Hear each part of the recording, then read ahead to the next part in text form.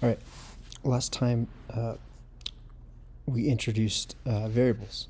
So, and we started off with an integer. So we created an integer, create a variable name that was an integer, assigned values to it, and there it was. So one of the other data types I want to review is it's called an array, and basically it's a list of. It can be a list of anything, but in our case, we're gonna make a list of ints. Okay, so a list of numbers. In C++, a list is called an array, and we're not going to get into containers and some of the newer collections that have been introduced yet. We will, but not quite yet. So this is kind of bare bones C++. So we're going to use, or what I want to show you here is called an array. And the best way to do it is to open a folder. Let's create a folder here called arrays.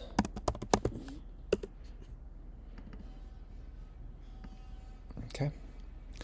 Good old main.cpp. Let's create that.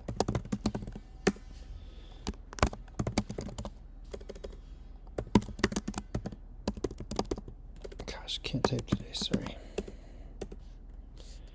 Okay, int main. Cool. Bare bones program. All right. So just like every variable, we're going to start it off with a data type. So in this case, we're going to use an int, but we want to create an array of ints. Okay, a list of ints. So to do that, we're going to we'll call this numbers. That's going to be the name of our variable. Okay, and to let the compiler know that we want to set aside enough memory to hold a certain number of ints, you use this bracket symbol, and then you put the number in here representing the number of ints in this case that you want to store. Okay, so of course, good old semicolon. So what we've done here is declare an array of ints and assign that to a variable called numbers. Okay, so just like before, when we do this, the values that are actually stored in each of these numbers, they're garbage right now. They have not been assigned anything, and we can show that if we tried to print these off. So easiest way to do that, let's just print off each one of these. Now remember, just like with other languages, if you have a list, it is indexed starting with 0. So the first number in this list is going to be at the I'm going to call it address, but that's not really the right term to use here. The location of the first int in this list is going to be 0. The second will be at the location number 1. The third will be at location number 2, and so on and so forth. So let's see out each of these. So std see out. So we'll go numbers, and then again in brackets, and then we'll put the location of it. So in this case, we want the first one, which will be 0. We'll put an end line, so we're just going to stack these on top of each other. And because I'm lazy, just copy this. Boom, boom, boom. Whoops, hold on, got a little crazy. Paste, paste, paste. And let's make this 1, 2, 3, 4. So again, we have 5 numbers that we stored. You can see that here, 5.